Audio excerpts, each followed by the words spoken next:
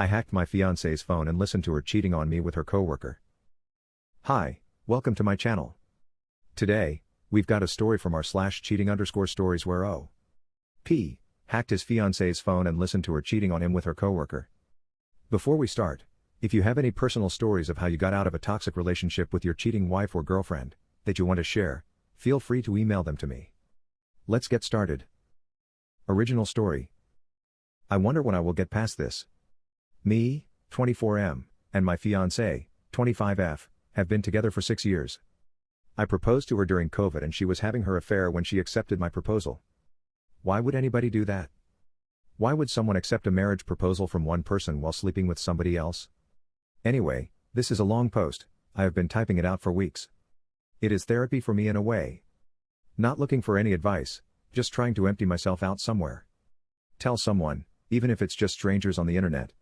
I'm a pretty awkward guy, I've never been big with the ladies, but when I met my fiancée, let's call her Bess, I was head over heels in love within a minute. I had never been in love before, but I knew she was the one I wanted to spend my life with, as soon as I met her. For some reason, she seemed to like me as well and we were talking about kids and moving in together by the end of the week. The time up until D-Day was great, at least it was for me, obviously couldn't have been that great for Bess. One day, I happened to see a glimpse of a message on her phone that made me pause. I laid awake that night and got up while she was sleeping and went through her phone. I am very comfortable with technology, I make a living through some mobile apps I made, although I'm not super rich, I could comfortably take a year off without suffering any long-term economic consequences. Anyways, I didn't find anything conclusive, but I did find a lot of suspicious stuff like deleted messages. She also had a Snapchat contact with an icon that indicated a lot of interaction. There were also some pictures of a guy I didn't recognize. So, I installed spyware to monitor her phone. I just did a Google search and selected the most expensive service I could find. I could even turn on the camera and microphone remotely. The next day, Bess was supposed to go on a 5-day business trip. She works in sales so this wasn't necessarily strange for her. But as soon as she was out the door, the messages started going back and forth. I was devastated, I vomited several times, I just couldn't believe what I was reading. For a long time, I refused to accept what it meant. I became obsessed and started going through everything I could get access to. I found out their affair had started more than 2 months before I proposed to her. Her AP was a work colleague, who was a married man that was 10 years her senior, with 3 children and a wife who was 7 months pregnant, at that point. The final insult that day was when I could hear them in action in the hotel room, as they professed their love for each other, badmouth me and his wife. They talked about running away and starting a new family. I was distraught. I had no idea what to do. I didn't have the guts to call and confront her. In the end, I ended up calling my best friend since childhood. Let's call him Kyle. Kyle grew up in a Brazilian favela. He was already tough as nails when he and his mother moved in next door when I was 12. This was in the UK, by the way. Kyle's father had died a few years before. Kyle never really talked about it. His mother said he died in a random act of violence. My mother left us when I was 10, she was an addict and my father never remarried. Kyle didn't know a word of English but over that first summer we became close friends and I learned some Portuguese and he learned some English. I guess we bonded so strongly through a shared trauma.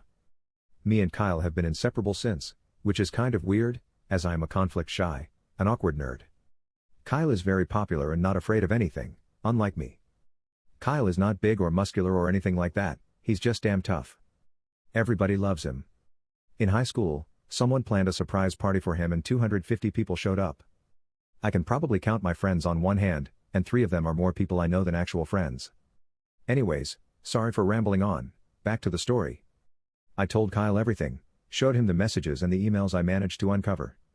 He was silent for a long time. He told me that he couldn't give me any specific advice because this was something I had to deal with on my own. I had to deal with this the way that was right for me. He then proceeded to remind me about a girl he had been with that had cheated on him. He told me that he went nuclear when he found out, and he exposed her and went no contact. I had no idea what to do. Kyle's suggestion was the only thing I had, so I told him that I wanted to do something like that to Bess. For the next few days, we packed all her stuff, drove it to a storage unit, changed the locks on my apartment, and prepared to pick her up from the airport. Thankfully, Kyle was driving and I was sitting on my hands, trying to hide how much they were shaking. Bess was all happy and laughing when she got into the car but she instantly notices something wrong with me. I just told her I wasn't feeling well. Kyle smiled at her and told her I had a cool surprise planned for her at her parents' house. I didn't say anything, not a single word, Throughout the entire trip, I tried to not let her see my face, and I faked the smile as best I could. From the moment Bess got into the car, the rest of the day seemed like it played out in slow motion. I had already talked to her parents the day before and told them we were coming by. I told them I had a surprise announcement to make. When we arrived, there were hugs and smiles, and I almost backed out at that point. I love her parents. They've been so good to me and always made me feel welcome. Soon, Bess was sitting on the sofa in between her parents. At some point, someone asked about the big surprise. Kyle encourages me to go on. I started by telling her parents how fond I was of them and how grateful I was that they had welcomed me into their family and treated me in such a way that I always felt welcome. Then I choked up for a few minutes. I had this entire speech planned out. It was eloquent and composed. I forgot my speech, so I just blurted it out. Bess has been cheating on me with a work colleague that has kids, and his wife is 7 months pregnant. The engagement is off, the wedding is off, and our relationship is over. Bess, your stuff is in this storage container. I just dropped the key on the floor. This is goodbye forever. I walked out while everyone was just sitting there silent. I heard Kyle tell them that I needed time to heal and to please don't contact me unless it's necessary. In the car, Kyle told me to post to the Facebook group. The Facebook group where we were planning the wedding. Everybody was on there. My entire family, her entire family, friends, everyone. I posted a short message almost identical to what I told her parents and then disconnected from the group. Kyle kept telling me that he was proud of me, that one day I would look back at this and be happy that I stood up for myself. I was just stunned. Nothing about this felt good, or real. The next planned stop was the AP's wife. When she opened the door, I just blurted it all out, didn't even introduce myself. I'm pretty sure she slapped me at some point. As I gave her a thumb drive with the evidence on it, her husband comes around the corner behind her. His wife immediately started screaming, telling him to get lost, and not come near her. He tried making excuses, but as soon as he took a step forward towards me, Kyle was right up in his face, instantly. You heard the lady. Get out. After a bit more back and forth, he eventually packed a bag and scuttled off. Kyle talked to his wife for a bit, while I was just trying to process my screwed up life in my mind. In the end, we were invited inside. Kyle called his mother and we agreed to spend the night until her father could arrive, the next morning, to pick her up. She was scared her husband will turn back up and she did not want to be alone. Inside, I was treated like I had turned invisible. No one saw me or noticed me. I just sat there crying silently. I understand she was in a much worse situation than me. I was not married and did not have kids, but still, I was breaking inside that nobody even looked at me. At some point, they all fell asleep, and I still sat there crying. I decided that I was going to just end it. I started looking for pills, but I couldn't find any. In the end, I got a long knife and I planned to just stab myself through the heart with it. I held it towards my chest with both hands, and when I took a deep breath, the knife went under my rib cage and penetrated about a centimeter. It hurt like hell, but I could not do it. Could not is not the right term. I didn't want to, so I pulled it out, but it hurt even worse. I sat there for a while, watching the knife with the bloody tip. I have no idea how long I stood there. In the end, I left the knife on the table and went back to my chair. There I sat crying for the rest of the night. I just couldn't get my head around what was happening. Her father arrived at 5:30 in the morning. I opened the door to let him in. I was covered in blood. He was amazingly calm, considering how I looked. He calmly asked me some questions and if I was okay. I mumbled some gibberish. He went inside to find his daughter, while I just stood there holding the door. Shortly after, Kyle came out to talk to me. I stared at him for a minute, then I just passed out. I woke up in the hospital. That was 3 months ago now. Kyle stayed with me the first few weeks after I returned home. He was scared I was going to off myself again. I haven't talked to my ex-fiancé. I changed my phone number and I blocked her email address, including all access on social media. She has come to my door a few dozen times. She talks through the door, sometimes she talks for hours. She talks about how sorry she is and begs for forgiveness. She has told me that she has broken it off with the AP and that the AP's wife is divorcing him, that she's been fired because the AP's wife reported them to HR. When she comes, I just sit right beside the door, as I listen to her and cry. I know it's fucked up. I'm just torturing myself. I haven't responded to her yet. She's told me that she could see the door move when I leaned against it, so she knows I'm there. I haven't healed or anything. I still love her like crazy, but my heart and soul are just too damaged. I am full of anger, hatred, and shame. I know I can never go back to her. It would destroy what little self-esteem and self-respect I still have. The confrontation at her parents' place, telling the AP's wife, gave me nothing to feel better about. If anything, I regret not just walking away.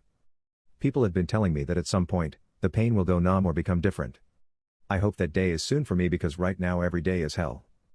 Before we take a look at the update, take a moment to like the video to show your support to the channel. Don't forget to leave your own opinion on the story in the comments down below. Update. Firstly, thank you, everybody, for all your great advice. I ended up deciding to try to talk to her parents to see whether or not they could get her to stop coming to my door. I don't care what her reasons are and I don't care what she wants. I realize now that my perception of her and who she is in real life are two different people. So, she can take a long walk off a short pier for all I care. I just want her out of my life so I can move on. Maybe, I might get a cat or something, just so I don't have to be lonely. Anyways, before I was ready to talk to her parents, her dad showed up at my door. He had a 6-pack of my favorite beer and he asked if we could talk. I said sure, and told him I'm on my way out. Maybe we could walk and talk? I didn't want him to come inside, not just because I've been a mess and my apartment reflects that. I didn't want to let him in and maybe suddenly his daughter would be at the door or something, or if it got awkward, I didn't want to have to tell him to leave. I am not big on confrontations, as you know. He popped 2 bottles of beer, and he just started to talk. Initially, he apologized on behalf of his daughter, then he told me that his wife and daughter had been pressuring him to go see me to somehow get me to talk to his daughter. He proceeded to tell me that he had no intention of doing that, quite the contrary. He supported my decisions and actions. He told me that his daughter is spoiled and selfish and that he hoped that for once, she would have to face the full consequences of our actions. Maybe, he hoped, she could be a better person in the future. Then he got weird, really fast. He started asking me a lot of questions about how I was. The questions were leading, and it was obvious that he was hopeful that I was in a lot of pain. What in the actual fuck? It was like he was anticipating me being in a lot of pain and that he would enjoy seeing that. It freaked me out, so I told him the complete opposite. That I was over his daughter, that it didn't bother me that much, and that I was very happy now and moving on, etc. He seemed very disappointed by this. I have no idea why. Then he went on to talk about my ex's pain. His tone was all wrong when he did this. He was trying to hide it, but he seemed gleeful, that he was enjoying it or something. I noped right out of it at that point. I pretended I forgot something at home, I said goodbye, and ran off. I'm done with my ex now. You stranger snapped me out of it. I am ready to move on. It still hurts like a motherfucker and my self-esteem and ego are still shot, but I am done. I am ready to move on. A lot of you were right, I think. I dodged a bullet, not just with her, but probably with the rest of her family as well. What kind of father is gleeful of his child's suffering? Once again, thank you everybody for all your help. Final update. Thank you everybody again for all your great advice. After the feedback on my last post, I realized that maybe I misread the situation with her father. He has always been great to me, and I have a lot of respect for him. I decided to give him a call and just talk to him. You guys were right. His leading question to me was because he was trying to find out if there was any chance of me going back to his daughter. He said he was hopeful for that and that I was good for her. Even though he said she didn't deserve me. That made me feel really good about myself for a while, that he recognized that. The reason he was smiling when he talked about his daughter was the culmination of a lifelong argument with his wife about her parenting style. He had told her so many times over the years that letting her daughter get away with things, spoiling her, not giving her discipline, etc., would have severe negative consequences in the future, but he was always reassured by her that it wouldn't and she'd be fine. His biggest regret with his daughter was letting his wife overrule him on this. He was smiling and being gleeful was in anticipation of telling his wife he was right. I asked him if everything was okay between them, but he jokingly said, maybe it was time for him to get a divorce. The confrontation between him, his wife, and his daughter didn't go that well after meeting me. But this time, he told me, he wasn't going to back down. This seemed to be a fight that had been a long time coming for him. As for Kyle, he has been great, as he always is. He has been supporting me and encouraging me all along. Now that I am out of it, I realize how right he was that one day I would be proud of what I had done. I stood up for myself, something I usually never do, and I feel awesome from it. 100% will do again in the future when necessary. My ex showed up again at my door, and I talked to her this time. She begged me to let her in so we could talk, but I wasn't going to talk to her on her terms. If I was going to talk to her it would be on my terms. I told her okay, but I had some things to do and that I would meet her at a local park in half an hour. I didn't want her inside for the same reasons I didn't want her father inside. And, as some of you pointed out, maybe she could make some accusations or something if I met her alone. Strangely enough, I wasn't nervous, Felt kinda good actually. For once in my life, I felt pretty sure of myself.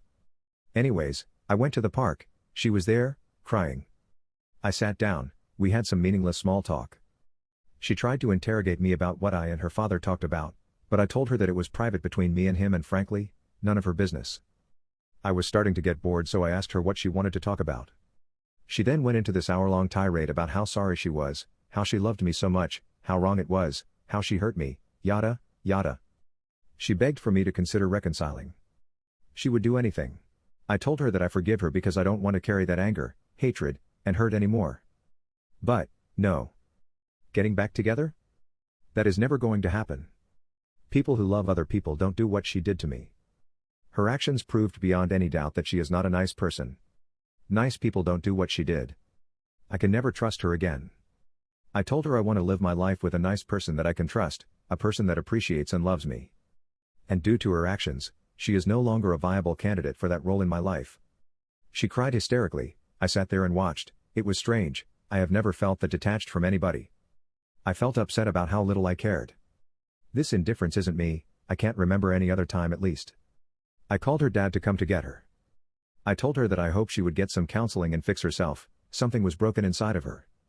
I tried to encourage her that she would get through this, but she didn't want to hear any of that. Her dad came. I explained the situation to him. I told her I wish her all the best and good luck. Then I got an Uber, went to the local animal shelter, and adopted a kitten. I named the kitten, Shiny. Kyle joked that he was blinded by my new shiny spine. So, the kitten's name is Shiny to always remind me to stand up for myself. I am happy I managed to take the high road and just be honest with her without yelling or calling her names. I've been playing with my amazing kitten, having a lot of fun, and Kyle is coming over later to play some video games and swing down with some beers. I am sad about my ex. I feel sorry for her. I will miss the good times we had, but I'm also relieved that I am done with this now. I received some hard, uncomfortable truths from some of you, but it was what I needed to hear. Thank you, Reddit, you helped me to finally stand up for myself and deal with this. What do you think about all of this? Do you think Op will ever be able to heal from his fiancé's betrayal? Also, do you have any advice for Op on how he should move forward? Let us know in the comments down below. If you liked the video, subscribe to the channel to see more videos like this. Hit the notification bell to make sure you never miss an upload.